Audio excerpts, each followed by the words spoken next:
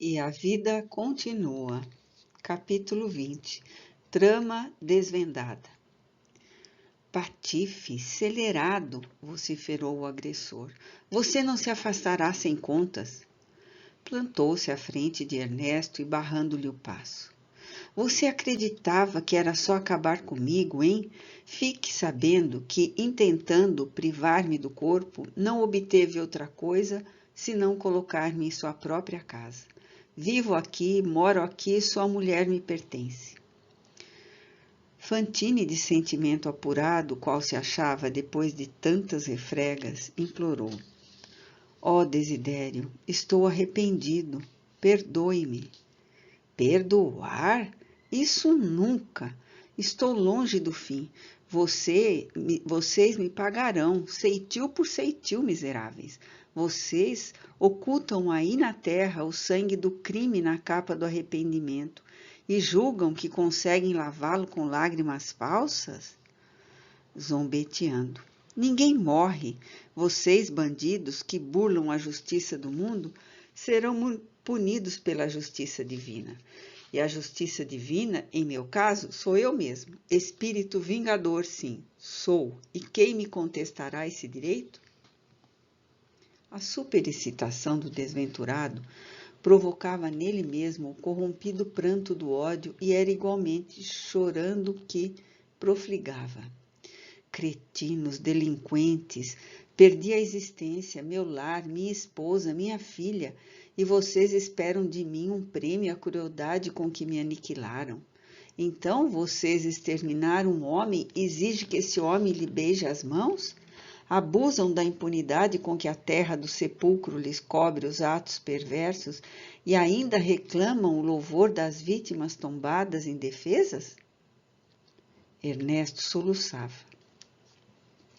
Ajoelhou-se de mãos postas diante do vencido do outro tempo em sinal de humildade. Ah, se soubesse que amargas provações lhe combaliram a alma, nunca teria compreendido o retorno à casa. Saberia tolerar as cruciantes saudades da esposa e da filha, acomodando-se a outros climas de luta. Entretanto, em 2 anos de meditação e de estudo, aprendera que cada espírito recebe da vida, nas leis de Deus, segundo as próprias obras. Certificara-se de que criatura alguma logra desertar da própria consciência e que chega invariavelmente para o culpado o dia da expiação e do reajuste. À face disso, recorria intimamente ao apoio da prece, suplicando a Jesus lhe revigorasse os ombros para carregar a cruz que ele mesmo talhara com os próprios erros. À medida que ele se mantinha de joelhos, flectidos na areia da entrada, fitando o céu fulgurante de estrelas, Desidério continuava. Covarde, levante-se para enfrentar as consequências de sua falta. Somos agora 2 homens, nas mesmas condições, sem a máscara do corpo, qual você me quis há mais de 20 anos. Onde estão agora sua prosápia, seu sorriso de mentira, sua arma frouxa? Ó Desidério, eu não sabia. Pois saiba, canalha matador, que estou vivo. Sim, sei, gemeu Fantine com estertoroso resgar, e rogo a Deus me perdoe pelo mal que lhe fiz. Se Deus existe, estará do meu lado. Você não pode invocar o nome de Deus para acobertar-se. Reconheço, mas imploro a você, Desidério. A frase, porém, desfaleceu na garganta que a dor sufocava. Implora o quê? Perdoe-me pelo amor que você tem a Elisa e que Elisa lhe tem. Ignorava que minha esposa o amasse tanto. Sou um réprobo, bem o sinto. Entretanto, fiz-me criminoso por muito amar a esposa que o céu me tinha dado. O frio interlocutor pareceu comover-se diante daquele testemunho de abnegação e humildade, mas retornando à dureza em que se caracterizava. Por que não escolheu outro processo para remover-me do caminho? Adotando a violência, nada mais conseguiu senão atirar-me mais intensivamente para os braços de sua mulher. E enquanto você viveu nesta casa, após acreditar-me morto, partilhei sua mesa e sua vida. Você supunha surpreender-me com os olhos da imaginação na tela do remorso, mas via realmente a mim mesmo. Desidério dos Santos com os olhos da mente no espelho da consciência. Hoje chamo meus amigos sem corpo terrestre de espírito obsessor. Que mais posso ser? Sou quem sou, o homem ultrajado, o empreiteiro de minha própria vingança. Ó Deus de misericórdia, lamentou-se Ernesto, sou o culpado, o único responsável. Nesse trecho do diálogo, o amargurado perseguidor desferiu ruidosa gargalhada e refutou. Não, você não é o único. Você fez a ideia e o modelo do crime que me arredou a existência física. Mas o verdadeiro homicida, aquele que se valeu de sua maldade para destruir-me, foi outro. Ignoro a razão, mas tenho destino entre verdugos. Você disparou tiro contra mim no intuito de afastar-me de sua esposa.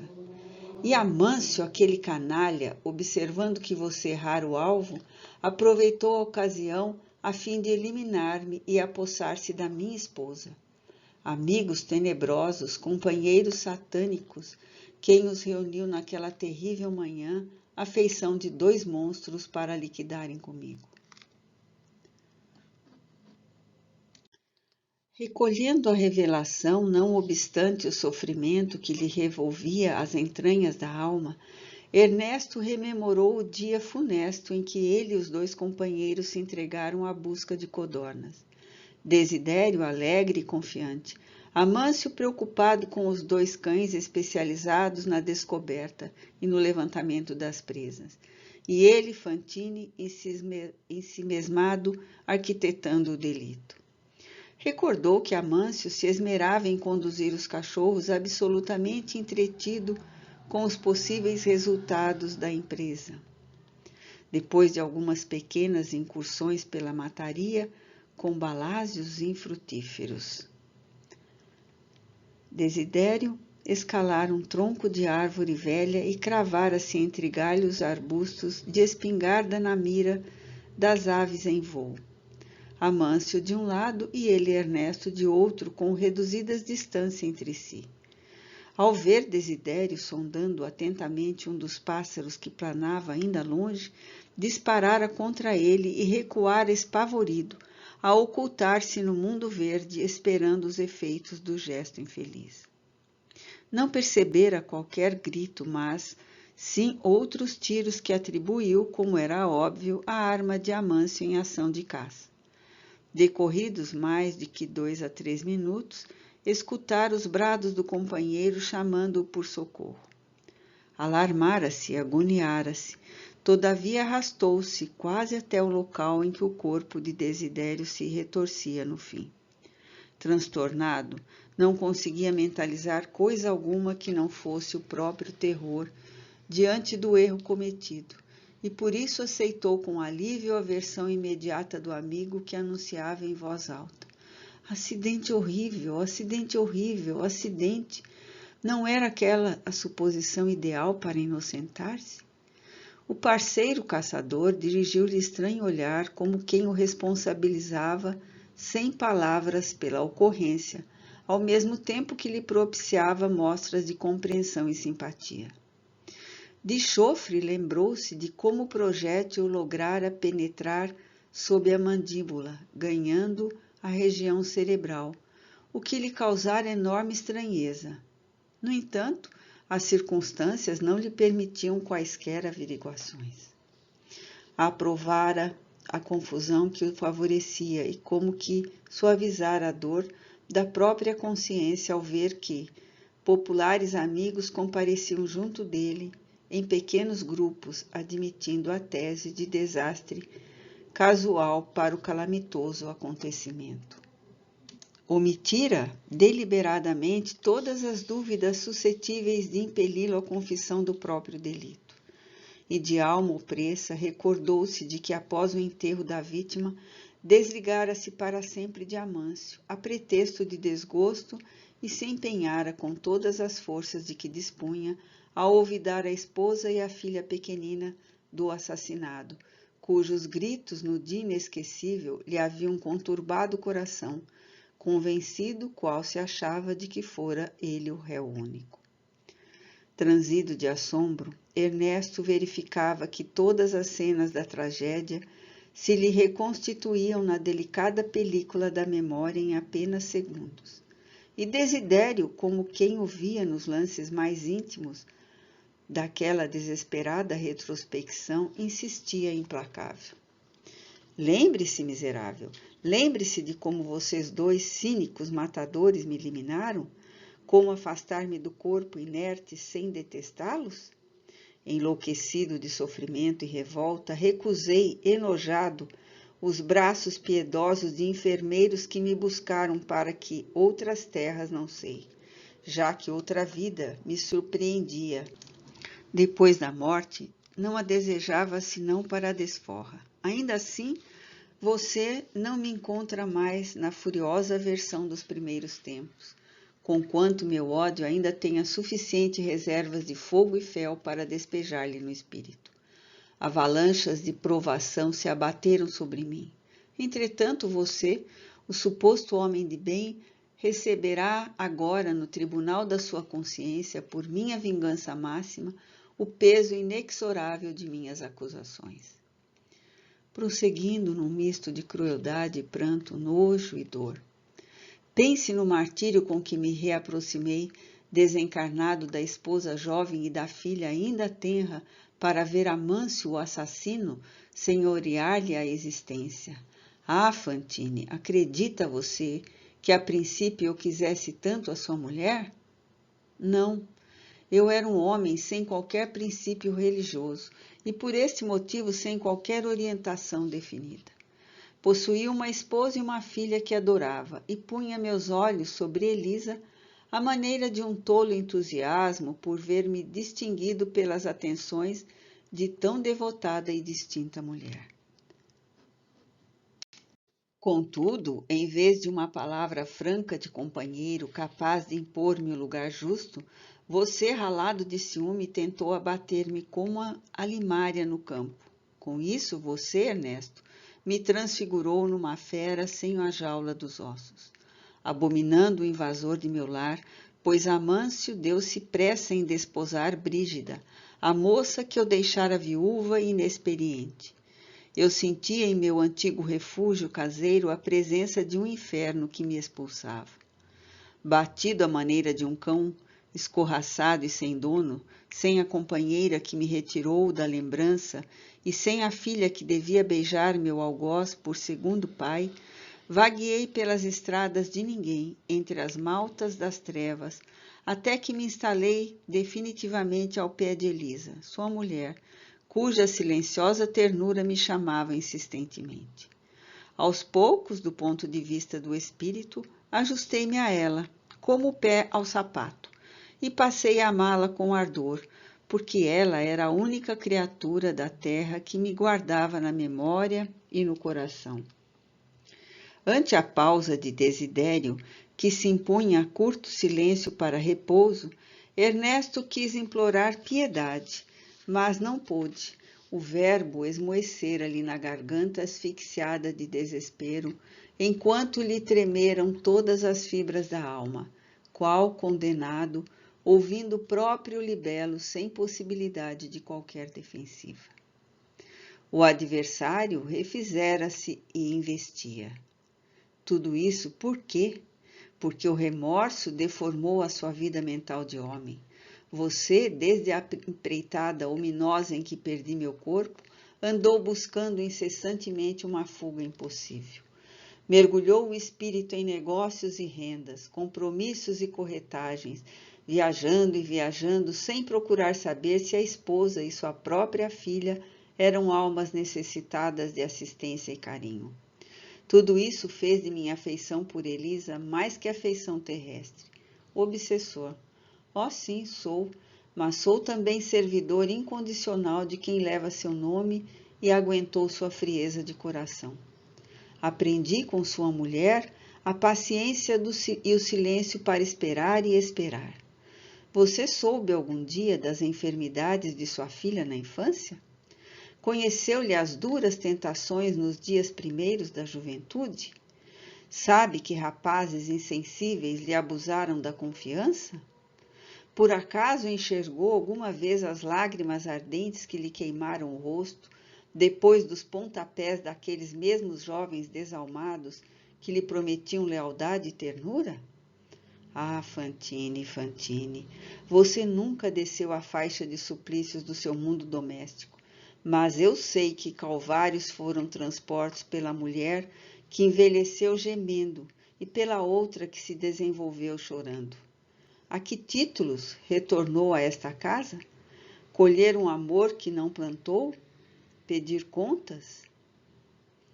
Ernesto, quebrado de aflição ante o libelo doloroso, conseguiu balbuciar. Ó Desidério, compreendo agora. Perdoe-me. O antagonista, cada vez mais excitado pelo martírio moral que patenteava em cada frase, retomou o ímpeto. Padeci por sua filha e pela outra, a pequenina que a morte me constrangera a largar. E laqueada na boa-fé pelo patife que lhe absorvera a atenção, Brígida concordou em descartar-se de nossa filhinha, situando-a muito cedo em estabelecimento de ensino, onde, se é verdade que recebeu educação esmerada, curtiu a falta dos pais, qual se fosse enjeitada no berço. O que sofri, Fantine, o que sofri! Entretanto, minhas agonias não pararam nesses cuidados. Minha infortunada filha, que cresceu triste moralmente, quase desamparada, à míngua da assistência paternal que você e Amâncio lhe furtaram, encontrou a morte há precisamente 2 anos. Impelida pelo padrasto interessado em livrar-se da responsabilidade de tê-la em custódia, casou-se muito cedo com um celerado que lhe destruiu todos os sonhos. Oh, como trabalhei para evitar-lhe a comunhão com esse homem covarde! Caminhava incessantemente entre os seus e os meus, esmagado de desespero, dedicando-me a conjurar a tragédia que afinal se consumou. Quando fui vê-la morta, junto de companheiros desencarnados, tão sofredores e tão desvalidos quanto eu, ajoelhei diante do corpo imóvel que ainda lhe conservava o derradeiro sorriso, e jurei que me vingaria dos 3 mascarados que a rodeavam. Amâncio, o matador, Brígida, a ingrata, e o detestado genro cuja presença me enoja. Em lágrimas, roguei a Deus a graça de ver minha filha libertada do sofrimento físico, a felicidade de ouvir-lhe a voz. Entretanto, piedosos enfermeiros espirituais me informaram que ela fora conduzida a estâncias de repouso e que somente me será concedido reencontrá-la quando sanar as chagas de revolta que trago dentro de mim, como se me fosse possível pagar o incêndio de mágoas que me calcina a mente infeliz. Pobre filha, desposou um criminoso, qual se devesse compartilhar o meu destino de espírito extraviado. Ah, como extinguir as labaredas de inconformação que me devora? Impossível! Ernesto soluçava, dando a ideia de quem se propusesse despejar de uma só vez todo o fel que portava na alma ulcerada sobre o desditoso amigo. Desidério prosseguiu. Mas é preciso que você saiba ainda. Ao notar minha filha abatida e enferma pelos desgostos do lar, o marido lançou-se a novas aventuras e veio a conhecer Vera Celina, sua filha, de cuja afeição se apoderou. Então dominou-a, escravizou-a. E articulando gesto expressivo com o dedo indicador, apontou para o interior da casa, acrescentando: Este bandido aí dentro é Caio Serpa. Ah, Evelina, minha filha, minha filha. Nisso, quando Fantine percebeu toda a trama desvendada com a enunciação dos nomes de Evelina e do esposo, sentiu como se o cérebro lhe estalasse de angústia. Deslocou-se de um salto e, embora suplicasse a bênção de Jesus e a proteção de Ribas, Correu para matagal próximo, entre gritos dificilmente abafados, e rojou-se no solo arenoso da ilha, à maneira de um cão espancado, ganindo de dor.